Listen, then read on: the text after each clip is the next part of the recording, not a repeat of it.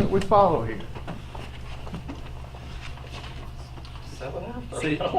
So you got to go back and do everything all over again. Well, go back to the beginning. Aeromedical. We'll do aeromedical one more time. On the spinal mobilization, what is currently out right now, spinal mobilization is 51 or 4102 and 4103. So in this 4102, this is the one that's replaced. So this is the old one. The only reason to put this in here is to tell you that if you look down that sheet, for what's currently in place, only the last nick movement thing was taken out of 4103. So 4102, this entire part was folded into the new 4102. Does that make sense? It's now page 2 of it. Fair? 4103 still remains as a current protocol the way I understand it. So 4102 went from a 1-page to a 3 or 4-page, but 4103 contains a lot of the same information that's in the proposed new protocol, but not all of it. Does that make sense? So 4102 is 1-page, is now part of the 4-page. 4103 would remain, so the way I interpret it is that we would now have 4102 at I think 3 pages, and 4103, which would remain at 2 pages. Okay? So in looking at this, because this does impact EMTs, eyes, paramedics, I went through the 2 and said, well, what remains in this 4103 that was not incorporated in the new protocol? So if you go down this little checklist, you can just look at this on your own. But A, B, and 2, 3, 4, and so if you look down there with all the little check marks, all of that was reincorporated. So it's very, very similar language, or identical. There's a couple with the X's that was not pulled over to the new protocol.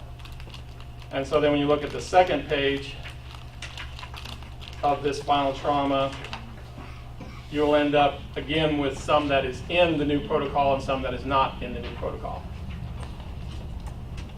Okay? So the challenge then comes in education or teaching, because this will impact every provider, exactly what protocol is there, because they are similar but not identical. So there was a couple of challenges that I'm just wanting to find out if we really want them all in or all out. So with that said, mechanism of injury was not carried over to the new protocol, and that may be true that if we're not going to use mechanism of injury as a reason to backboard. But now what we have is one protocol in January that would say you would use mechanism of injury to backboard, and the other protocol that would be silent on it. Does that make sense? And then paralysis below the site of the injury would be a mechanism to backboard on one but not the other. And the other one is an LLC less than 15 would be a reason to backboard under one protocol but not the other. Okay?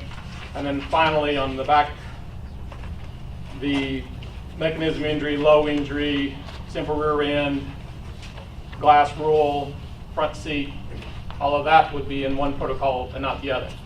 The other 70% of this protocol would be in the new one.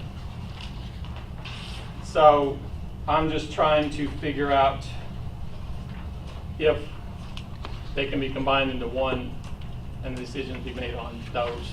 And since it came back to this committee or group, we're now down to like 4 things, which is mechanism and LOC.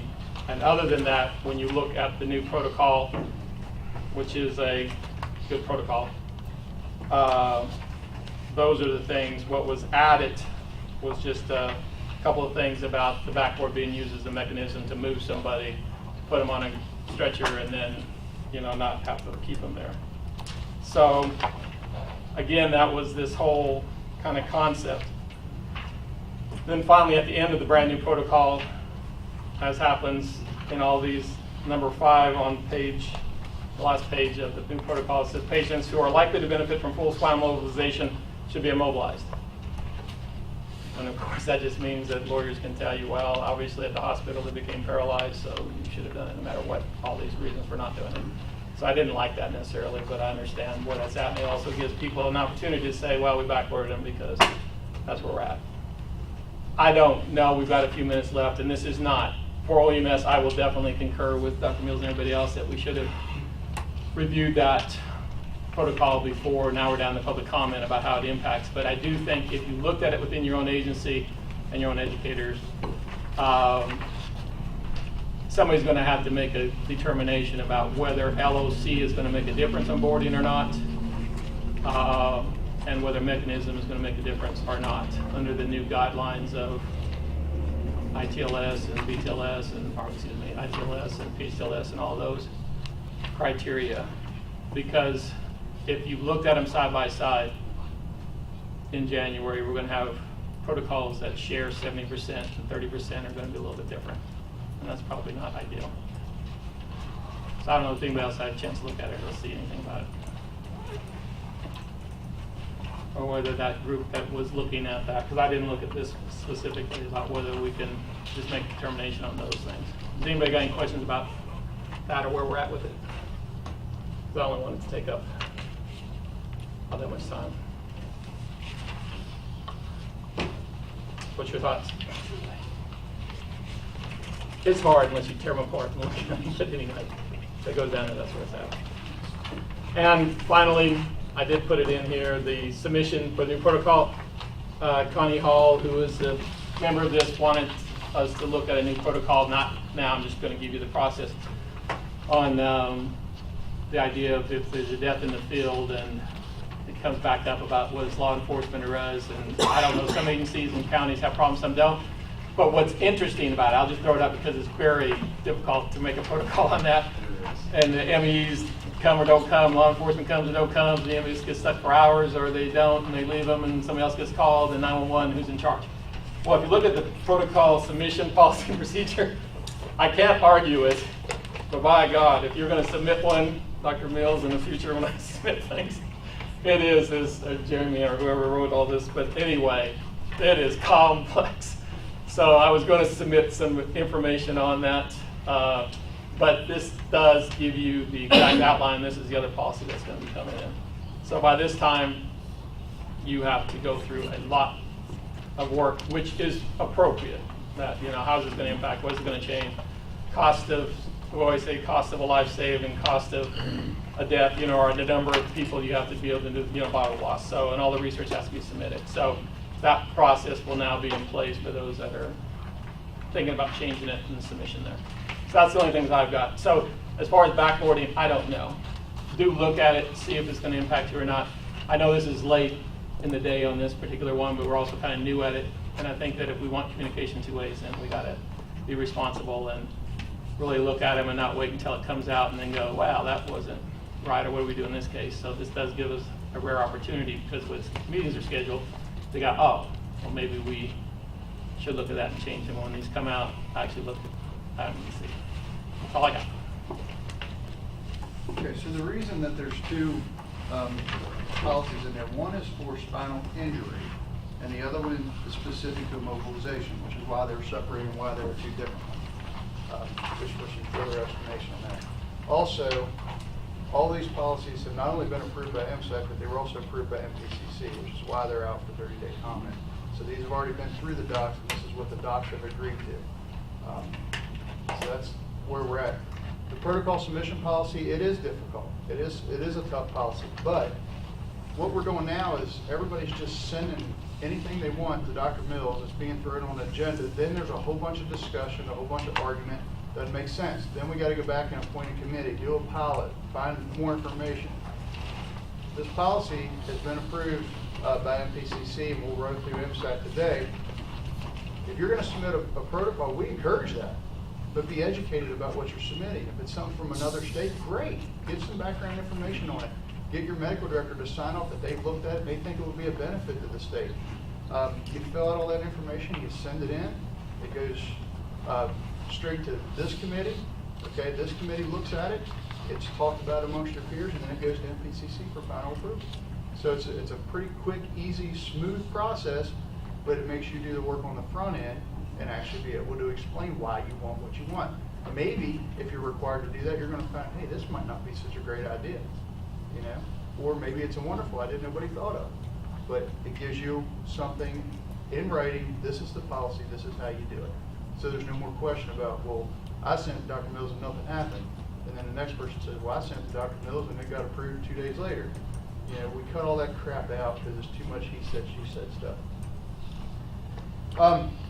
What I do have, we have been adjusting policies for EMT and paramedic. I will give Karen a whole ton of credit because she makes my workload about half of what it could be. She puts everything together and then I get to make it look pretty. So we were able to get EMR done. So this, it's in the same format as the EMT. This is the NCCP modules that meet National Registry and meet the state requirements for EMR.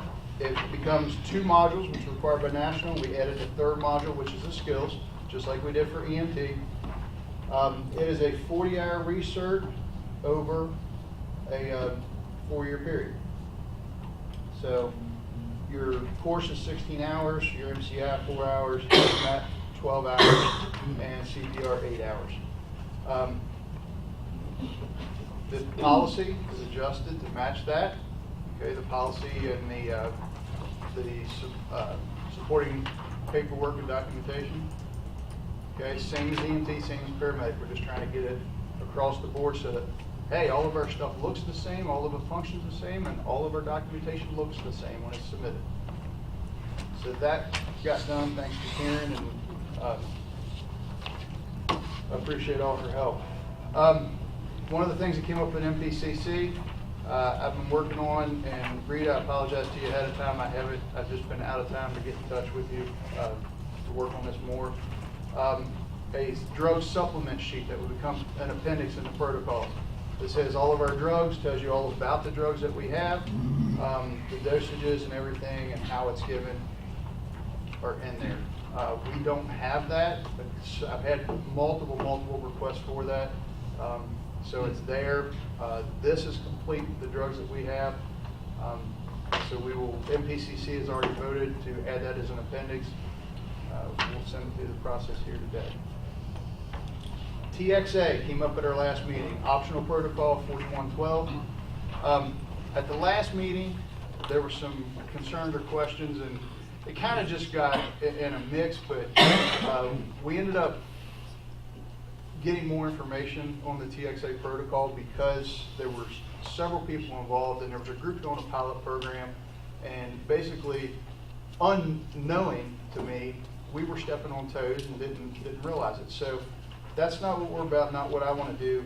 So we stepped back and said, let's work with this group who's doing their pilot program, and let's put together something based on facts and figures. So the TXA protocol is done and out, and we'll send that to an MSAC. Much discussion on the addition of ketamine. So we have 2 proposed protocols for it. It would be optional because it is expensive. Patient comfort, pain management basically adds a section. It says optional. Non-cardiac related pain that is not relieved post-administration of morphine or fentanyl may be treated as follows. Ketamine, 0.2 milligrams per kilogram to a max single dose of 20 milligrams. Subsequent doses require MCP order. Just added in to the patient comfort pain management protocol. And ketamine also added to the behavioral emergencies, and that was just a section. We had chemical restraint, which consisted of Versed, Haldol. This is a second chemical restraint for excited delirium. Well, the first one I just titled chemical restraint behavioral. The second one's chemical restraint excited delirium, the patient you really can't control. If psychotic behavior is extreme and excited delirium is suspected, administer ketamine single dose 5 milligrams per kilogram IM or 2 milligrams per kilogram IV or IL.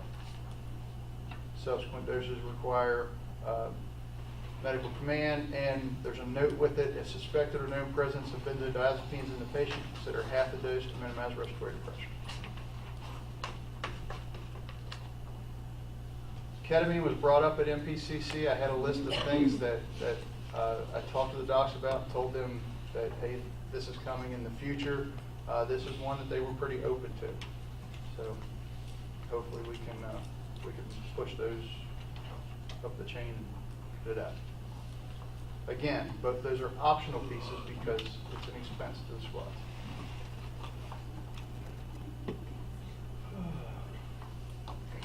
This is our home. Our experts. All right.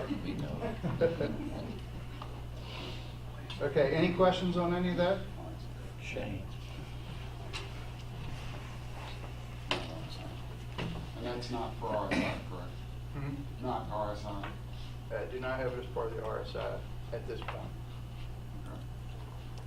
I know that we have placed it in the CCT in RSI, sedation, and pain management, so we might want to make sure those And we match up. could adopt that. I just want to get it started. And this was at 2 o'clock in the morning, this morning, getting these put together because it was stuff people sent to me late. So, but that is certainly an easy piece to move over. Would it be, well, it's the 11th hour, and to add it now would be problematic to add it later. Is that the best way? Yeah. We can just add it. Okay. The point is getting the drug in the system and then we can add it And then again. add to- Okay. No questions on any of that? Anything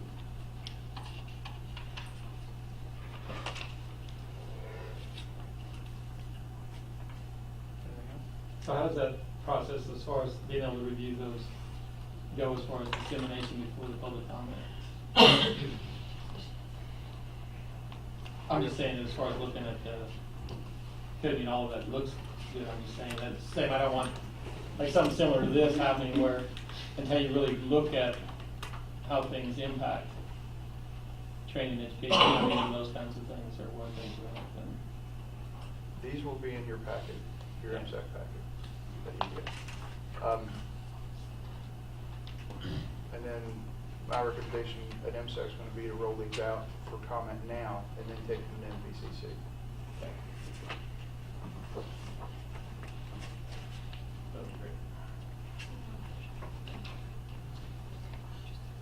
Nothing else? Well, I'll tell you what, since this, I was going to wait and save it for training, but since we're early, Mr. Burley? Still here? We postponed Clinton's presentation on the state of the current program. He had another meeting this morning, so now that he's here, I'll let him go ahead and give us an update. Yeah, thanks for your patience and allowing me to come in and present late. I wanted to update everyone on where we are on the supervision and managers training project that I rolled out for you from our subcommittee at the last meeting. Progress continues to be made on that. Each one of the committee members has a breakdown of content that they have to be ready to provide.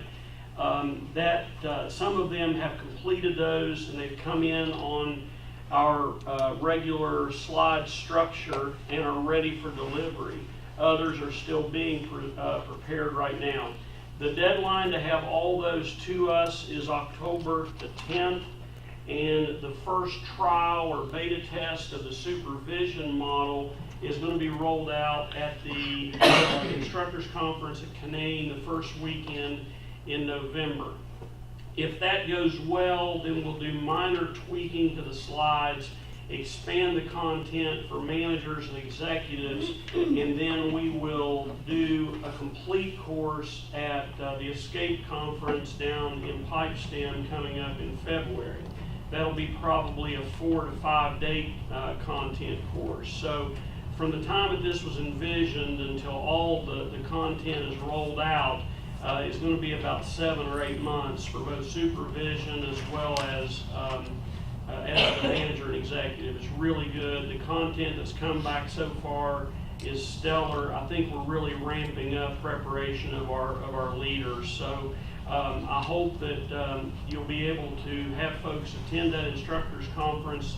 Your experienced and even upcoming supervisors, let's get them in there and get some feedback so we can tweak the manager and executive to make sure that it's fitting exactly what we need. But it's good to see so much progress in such a little time, and hopefully we can drive better leadership for our programs. Any questions? The asset conference is the instructor conference that he's talking about, and that will be a train-the-trainer for that 2-day class. For the people that attend that, once the tweaks are done, we will update the information to them, and they will be able to teach it. We've got really good subject matter experts, like for example, on the human resources side. I mean, these are human resources professionals that are putting this together. Same thing on finance and recruitment, retention. I mean, we're really trying to raise that bar. It's very exciting to see that. It's just been a huge void. I mean, we've typically just promoted supervisors from whoever does a good job in the field and said, okay, here you go. And we're creating that framework that can help guide what we're doing to grow our profession as well as strengthen our agency. It's good to see. So, When is that conference again? I know it's November. First full weekend in November, yes. Yeah. I know, I was just trying. Yeah. 3rd, 4th, and 5th. So that's a Canadian. At Canaan. The Thank you. brochure is not out on it yet, because I know that Dirk Beck is doing the brochure, and he hasn't completed it.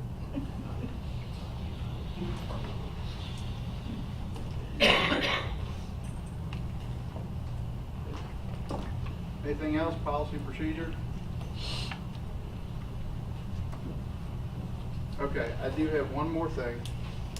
There has been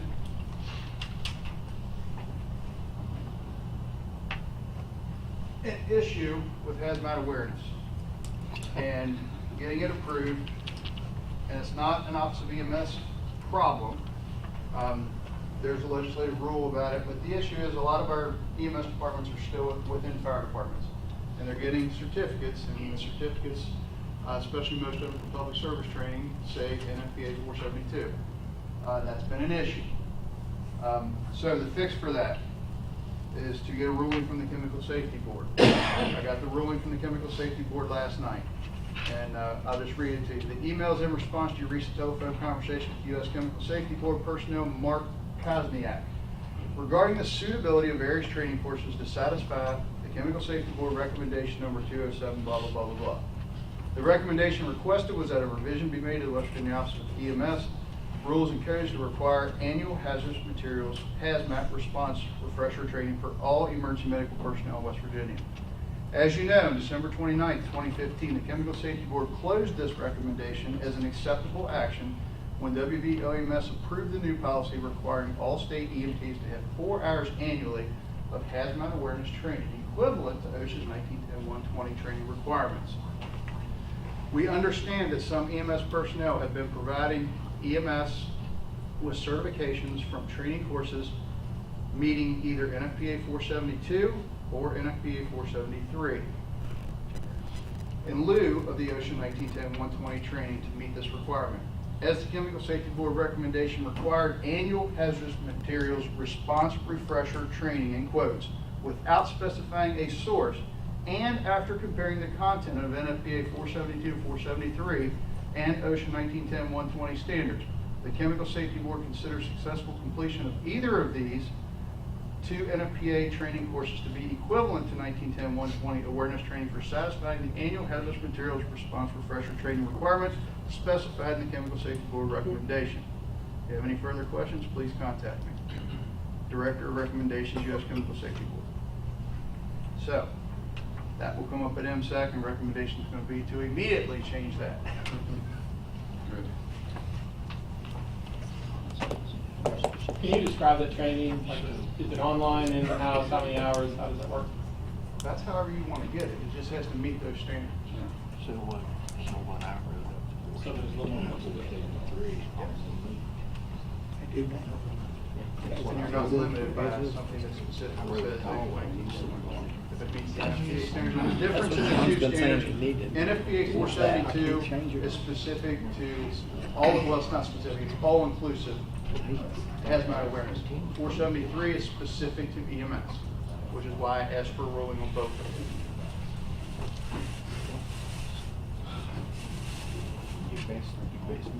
Any questions?